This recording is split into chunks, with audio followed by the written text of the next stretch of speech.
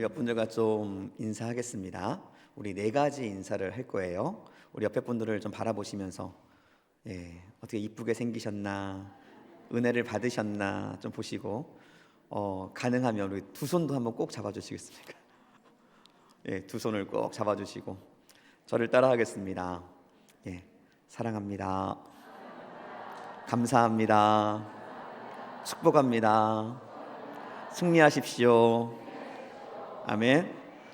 기억력 좋으시죠? 기억력 다 좋으시죠? 네 가지 기억하시죠? 지금은 연습이었고 이제 하겠습니다. 옆에 분들 바라보시면서 손을 꼭 잡고 눈을 바라보시면서 시작.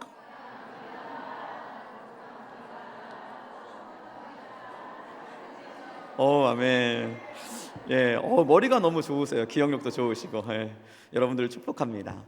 우리의 삶이 서로에게 이러한 격려와 인사 그리고 특별히 승리를 선포하는 삶이 될 수 있기를 축복합니다.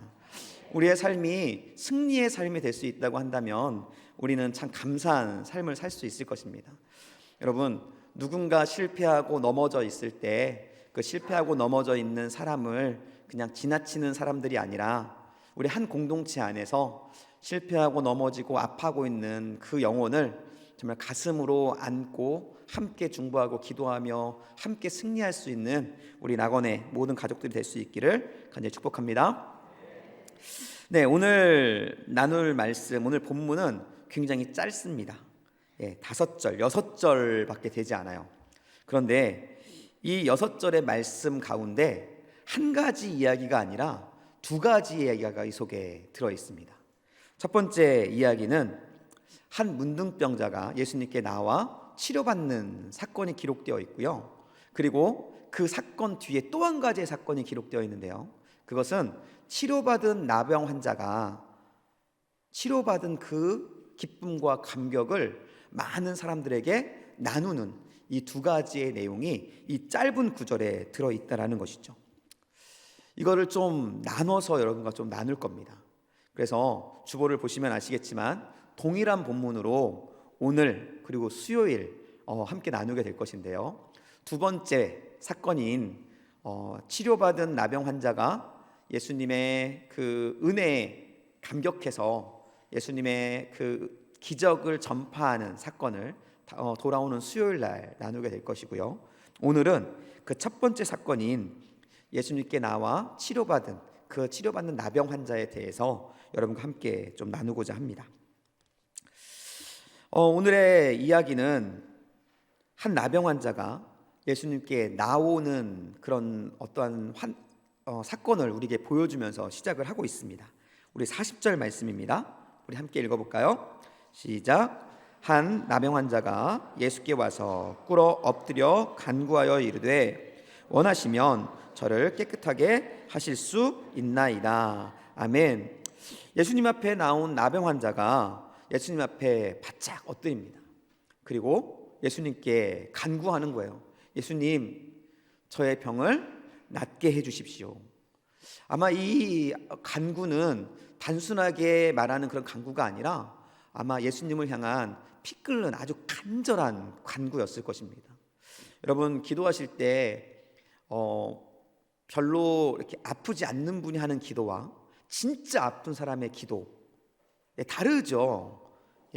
그리고 동일한 병에 걸려 있어도 병원에 가서 수술 받을 수 있는 사람의 기도와 병원에 가서 수술 받을 수 없는 사람의 기도, 동일한 시간에 동일한 내용의 기도이지만 그 강도와 간절함은 다를 수밖에 없을 거예요. 지금 이 나병 환자는 그 당시의 나병은 치료될 수 없는 병이었습니다. 그리고 치료할 수 있는 방법이 없었어요. 그렇기 때문에 지금 예수님께 나와서 치료해 주십시오라고 간구하는 이 나병 환자의 그 마음의 간절함은 우리가 생각하는 것 이상의 간절함이었다라는 것이죠.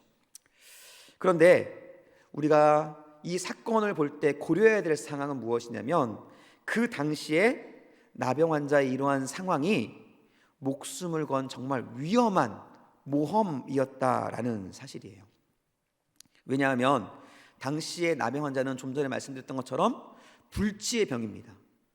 그런데 불치의 병임과 동시에 전염이 되는 병이었어요. 또한 그 당시의 사람들은 이 나병에 대해서 죄의 결과로 얻게 된 하나님의 심판, 하나님의 저주의 결과라고 사람들은 인식하고 있었다라는 거예요. 이와 같은 이유 때문에 나병 환자들은 일반적으로 격리되고, 그래서 그들끼리 생활하고, 또한 사람들과 접촉하는 것이 금지되어 있었습니다. 접촉은 고사하고 그 사람들 주변으로 가는 것 자체가 금지되어 있었다라는 거예요.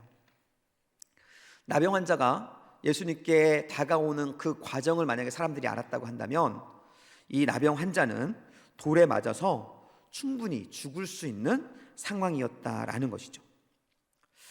이러한 상황에 있는 나병 환자가 지금 갈릴리의 어느 마을에서 사람들에게 말씀을 가리키고 있는 예수님 앞으로 나온 거예요. 여러분, 기억하셔야 됩니다. 지금 예수님이 무엇을 하고 있었다고요? 말씀을 가리키고 있었어요. 어디에서요? 회당. 그 당시의 회당은 사람들이 가장 많이 모이는 장소였습니다. 즉, 이 나병 환자가 예수님께 왔던 그곳은 예수님께서 홀로 계셨던 지역이 아니라 예수님의 말씀을 듣고 예수님의 말씀을 배우기 위해서 수없이 많은 사람들이 모여있는 장소였다는 거예요. 이 나병 환자가 지금 그런 장소를, 그 사람들을 비집고 뚫고 예수님께 나왔다라는 것이죠. 이 나병 환자는 정말로 죽을 각오를 하고 예수님께 나왔던 것입니다. 어떻게 나병 환자는 이런 결단을 할 수 있었을까? 정말로 목숨을 걸고 어떻게 예수님께 나오는 이러한 행동을 할 수 있었을까라는 우리가 질문을 해볼 수 있는 거예요. 사실은 이 질문에 대한 답은 굉장히 간단합니다. 그것은 예수님께서 이미 이 사건이 있기 전에 많은 병자들을 치료하셨고 많은 귀신들을 쫓아내는 사건들을, 역사들을 하셨죠.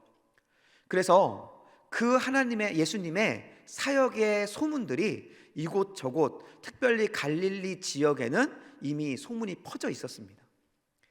그렇기 때문에 지금 이곳에 나온 이 나병 환자는 아마도 예수님이 병을 고쳤던 그 사건에 대해서 이미 그 소문을 들었던 사람일 거예요.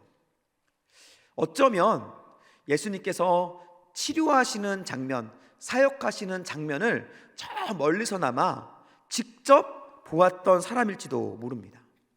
어쨌든 분명한 것은 이 나병 환자는 예수님께서 행하셨던 치료의 기적을 듣거나 보았고, 그리고 그것을 듣고 봄으로 인해서 그 안에 예수님에 대한 신뢰감이 쌓이기 시작한 거예요.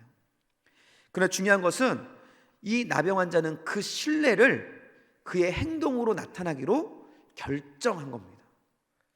여러분, 믿음이라는 것이 무엇일까요? 믿음. 우리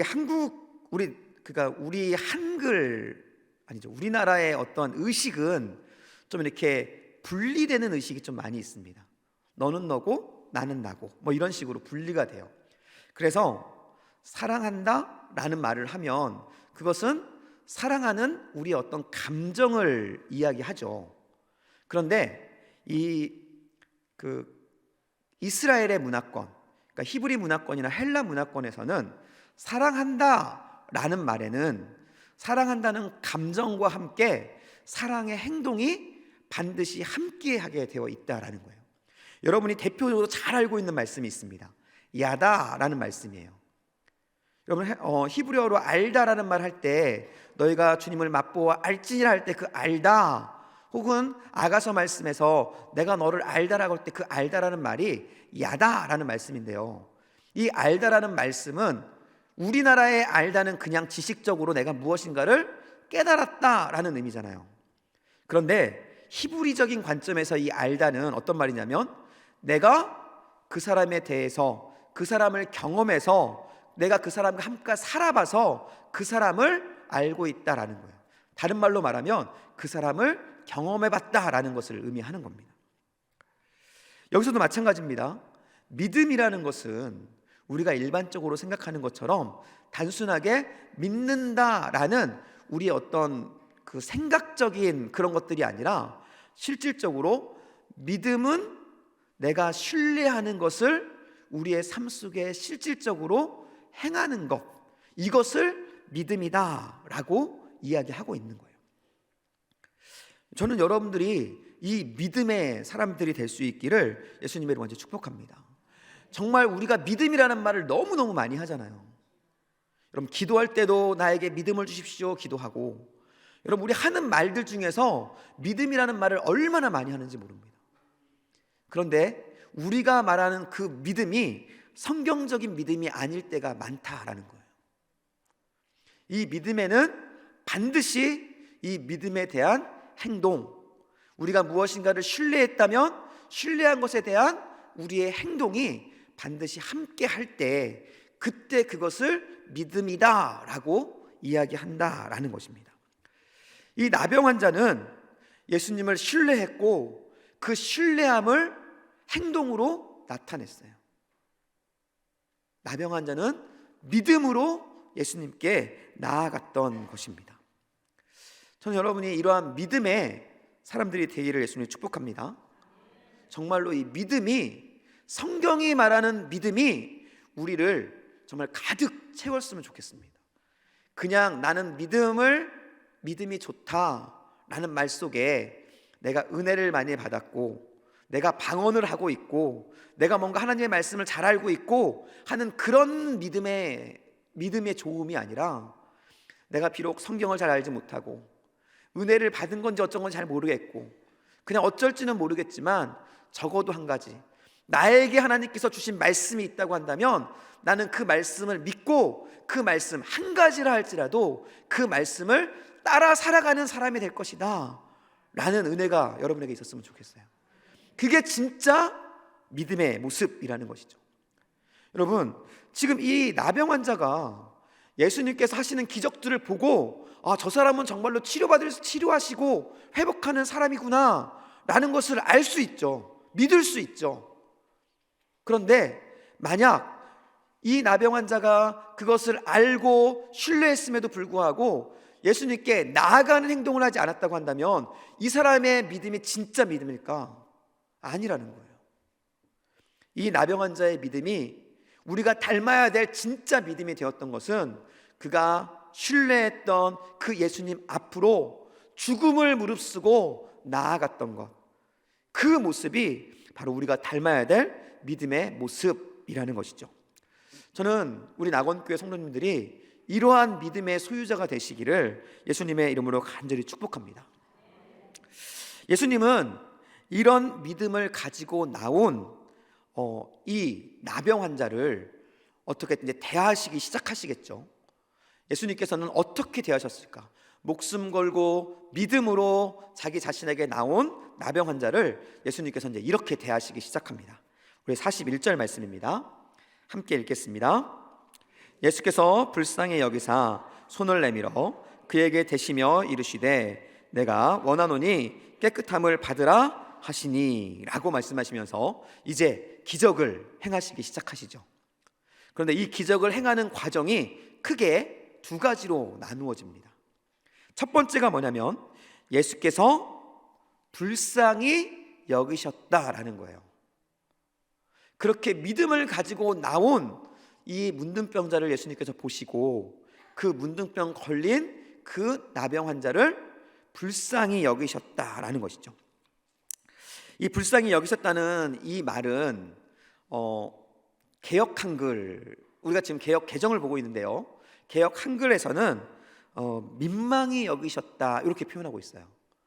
근데 이 민망히 여기셨다 혹은 불쌍히 여기셨다라는 말은 헬라어로 스플랑크 리조마이라는 말입니다. 이 말은 간절히 열망하다라는 의미를 가지고 있어요. 즉 불쌍히 여기셨다라는 말에는 예수님께서 이 영혼이 치유되기를 간절히 열망하셨다라는 말이 담겨 있는 것이죠. 그런데 어떠한 사본들, 다른 사본들에 보면 이 민망히 여기다라는 말을 오르기스 데이스라는 말로 표현하기도 합니다.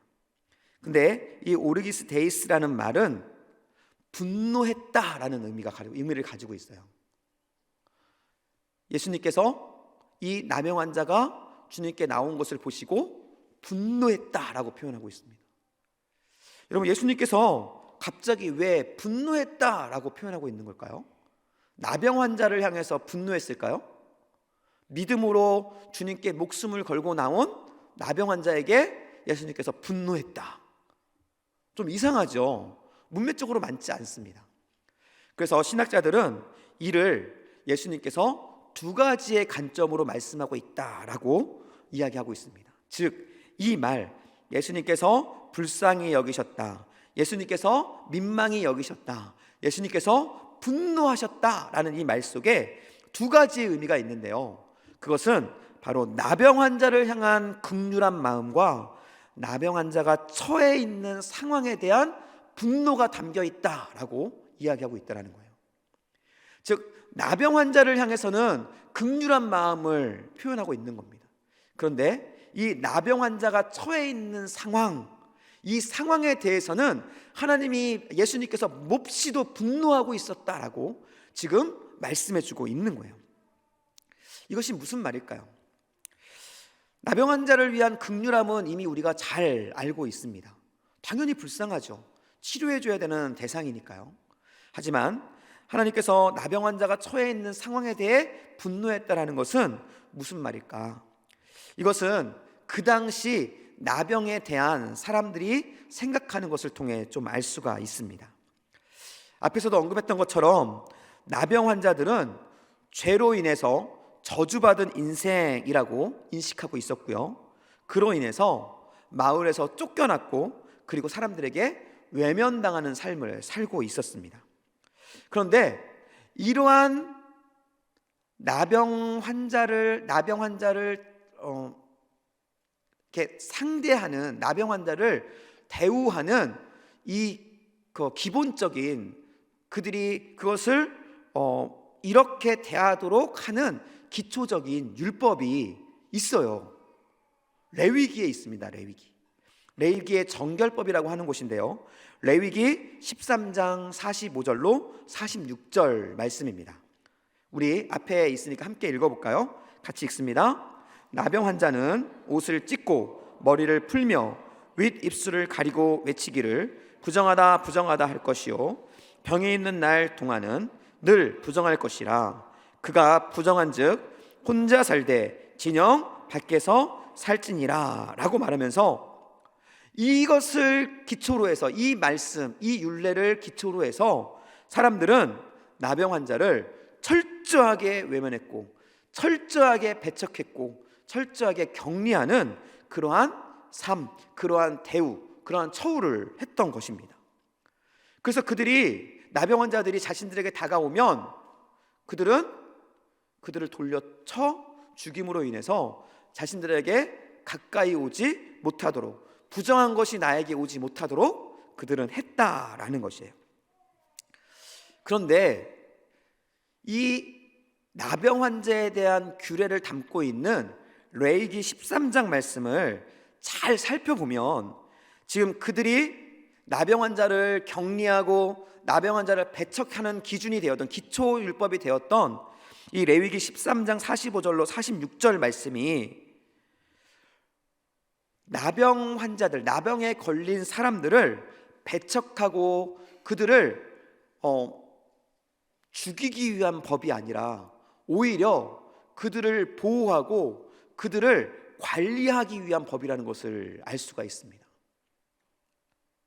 나병 환자들로 인해서 이 나병의 전염병이 펼쳐지는 것을 막고 그와 함께 나병에 걸린 사람들을 보호하는 그러한 의미에서 이 말씀이 쓰여졌다는 사실을 우리가 알게 되는 거예요.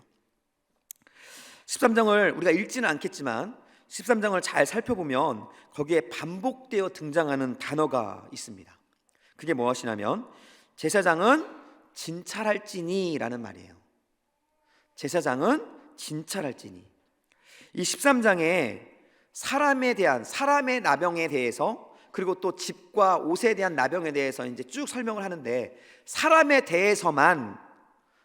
나병에 대해서만 우리가 생각할지라도 여기에 18번이 제사장은 진찰할지니라는 말이 나옵니다.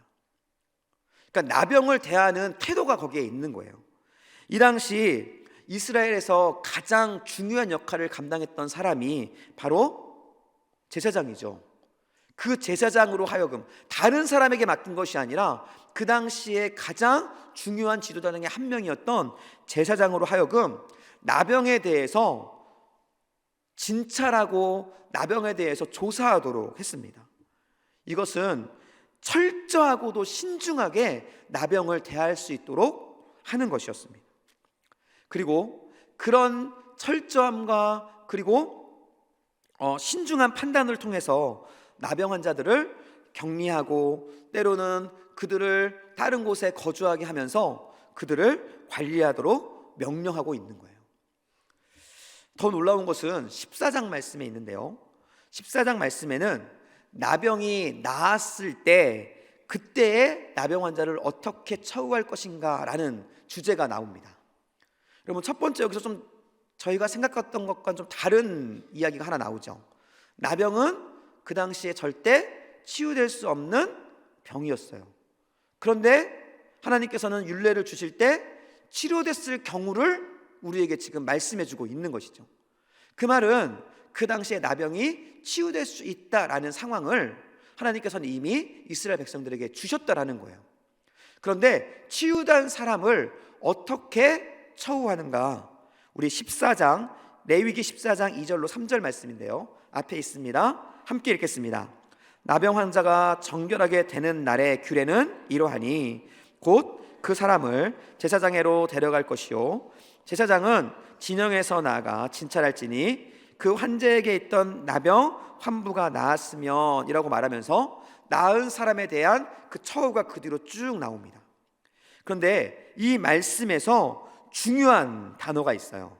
그것은 무엇이냐면 3절 처음 부분인데요, 제가 다시 한번 읽어드릴게요. 3절, 제사장은 진영에서 나아가 진찰할지니 그 환자에게 있던 나병 환부가 나았으면 이라고 얘기합니다. 여기서 중요한 단어가 무엇일까요? 여러분이 생각할 때 다시 한번 읽어드릴게요. 제사장은 진영에서 나가 진찰할지니 그 환자에게 있던 나병 환부가 나았으면, 뭘까요? 나았으면? 그 환부가 나았으면일까요? 제가 이렇게 말하면 아니겠죠. 여기서 중요한 단어는 이거예요. 진영에서 나가라는 말이에요. 지금 제사장으로 지금 하나님께서 무엇을 명령하고 있냐면, 만약에 나병 환자가 나았다고 한다면, 나았다는 소식이 들리면 그 나병 환자가 있는 곳으로 그들이 머물고 있는 진영, 즉 나병에 걸리지 않은 사람들이 있는 그 공동체에서 밖으로 나아가서, 다른 말로 말하면 나병 환자들이 거하고 있는 그곳으로 가서 그 나병 환자의 환부를 조사하고 나병 환자가 나았나 안 나았나를 조사하라는 거예요. 여러분, 이것은 하나님께서 나병 환자들을 지금 어떻게 생각하고 있는지를 보여주고 있습니다. 나병 환자들을 버리고 나병 환자들을 격리하고 나병 환자들을 잊어버리라는 것이 아니라, 나병 환자들을 제사장이 찾아가서 그들의 삶을 돌보고 관리하는, 기억하며 그들을 보살피라고 하나님께서 지금 우리에게, 그 당시의 사람들에게 이야기하고 있었다라는 거예요.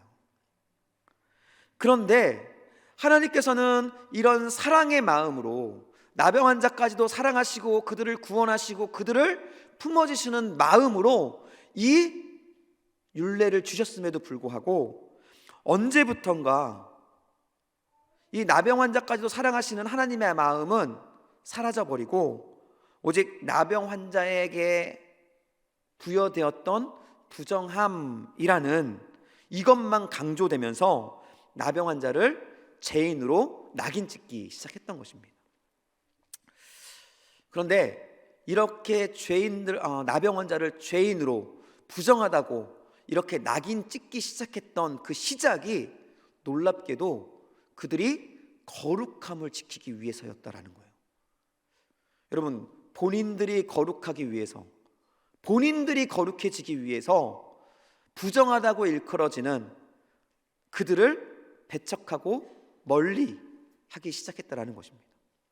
이스라엘 백성들에겐 굉장히 큰 욕망이 있었어요. 굉장히 큰 열정이 있었습니다.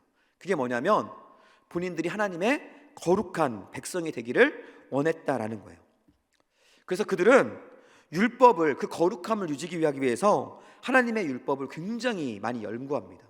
그리고 그 거룩함을 지키기 위해서 율법의 많은 규례와 조항들을 만들어요. 그런데 그런 규례와 조항들을 잘 조사해 보면 그들이 그들의 거룩함을 지키기 위해서 취했던 방법은 무엇이냐면요, 바로 거룩하지 않은 것들로부터 본인들을 보호하는 거였어요. 좀 다른 말로 말하면 거룩하지 않은 것들을 본인들부터 멀리 쫓아내고 깨트리고 무너뜨리는 것, 이게 바로 유다, 이스라엘 백성들이 취했던 거룩함을 지키는 방법이었다라는 거예요. 자신들이 거룩해지기 위해서 본인들이 생각할 때 거룩하지 않은 것들을 멀리 쫓아내어 버렸다라는 거예요. 이 대표적인 사건이 우리 성경에 나옵니다.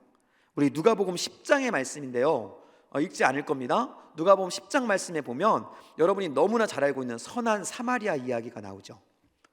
선한 사마리아 이야기는 너무나 잘 알고 있습니다. 한 사람이 길을 가다가 강도를 만납니다. 그래서 겁안 죽게 되죠. 그런데 이 겁안 죽게 된 사람이 있는 이 장소로 제사장이 지나가고 레위인이 지나가죠. 근데 제사장과 레위인이 어떻게 합니까? 어떻게 하죠?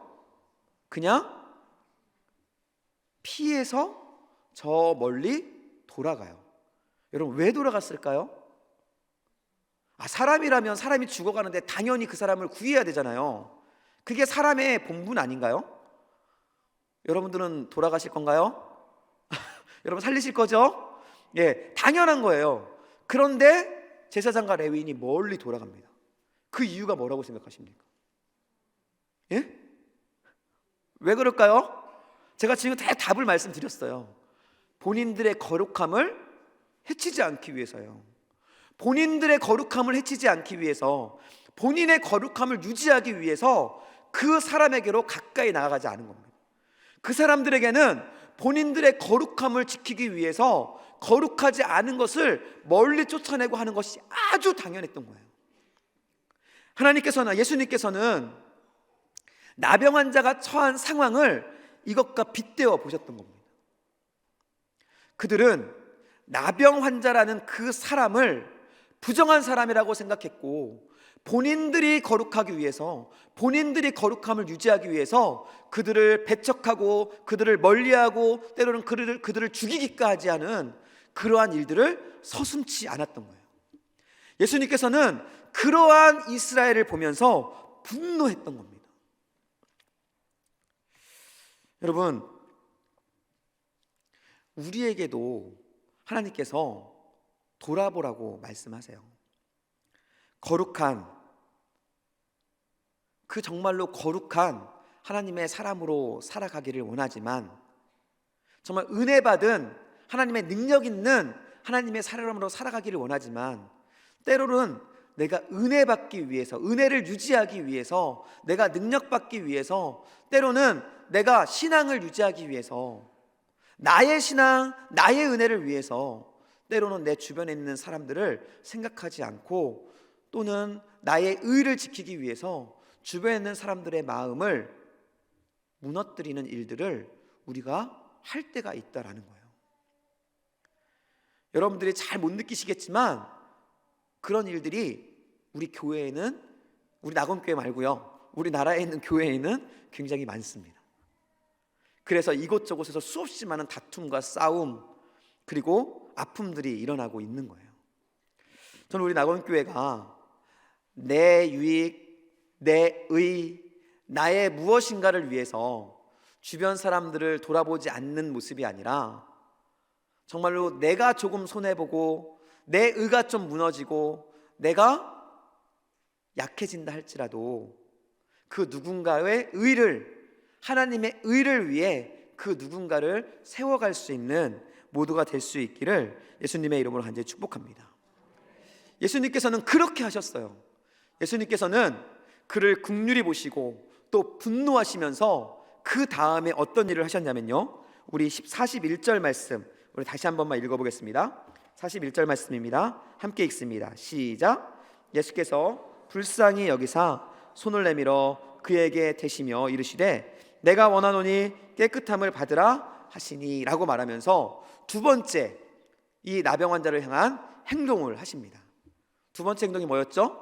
손을 내밀어 나병 환자에게 그 손을 대었던 거예요. 이러한 예수님의 행동은 그곳에 모여있던 사람들은 상상할 수 없는 일이었습니다. 왜냐하면 그들에게 있는 사고방식, 그들에게 있는 이스라엘의 사회적 배경으로서는 예수님께서 가까이 다가온 나병 환자를 쫓아내야 당연한 거였거든요. 근데 예수님께서는 그 나병 환자를 쫓아낸 것이 아니라 본인의 손을 들어 그 나병 환자에게 손을 댑니다. 그러면서 이야기하죠.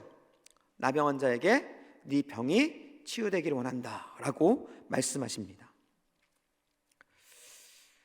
여러분, 하나님께서 우리에게 원하는 삶이 바로 이런 겁니다.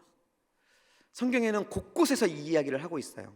고아와 가부, 나그네, 질병으로 고통받는 사람들, 연약하고 부족한 사람들, 그리고 상처 있고 나약한 영혼들에게 하나님께서는 찾아가서 그들에게 기름을 바르고 그들을 돌보고 그들을 세우고 그들을 살리라고 말씀하고 있는 거예요. 내가 은혜 받기 위해서 내가 은혜 받는 것으로 만족하며 그 자리에 멈춰 있는 삶을 원하시는 것이 아니라 바로 힘들고 어려운 상황이라 할지라도 그들에게 다가가서 그들에게 하나님의 사랑을 전하라고 말씀하고 있는 거예요. 마치 강도 만난 자에게 본인이 가진 것을 털어서, 본인의 사비를 털어서라도 그 강도 만난 사람을 돌보았던 선한 사마리아인과 같이 우리에게도 그러한 삶을 요구하고 있다라는 것입니다. 여러분, 이렇게 예수님께서 나병 환자에게 손을 대었을 때 그때 어떠한 일이 일어났는지 아십니까? 우리 42절 말씀입니다. 함께 읽겠습니다.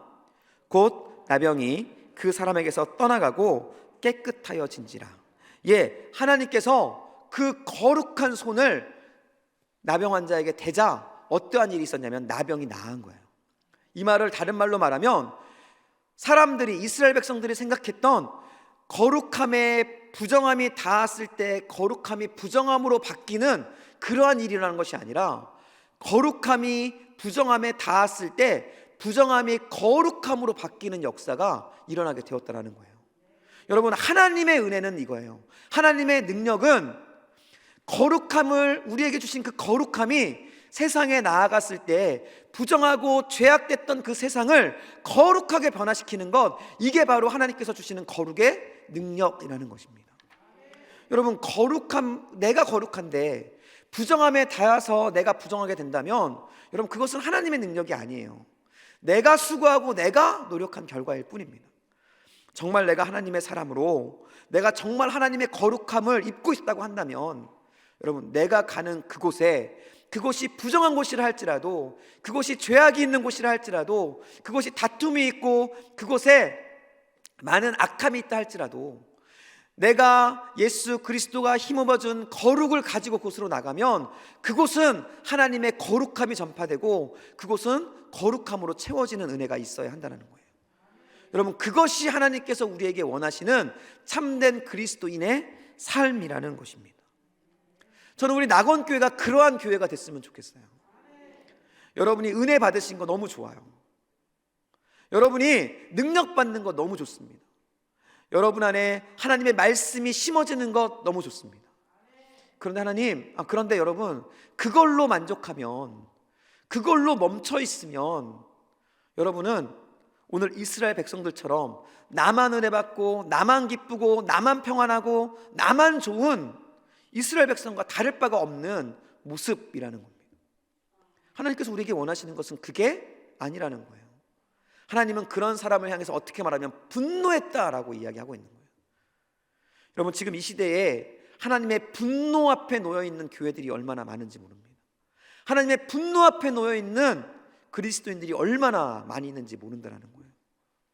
어쩌면 저도, 어쩌면 여러분도 그 분노의 대상으로 주님 앞에 놓여 있을 수 있겠죠.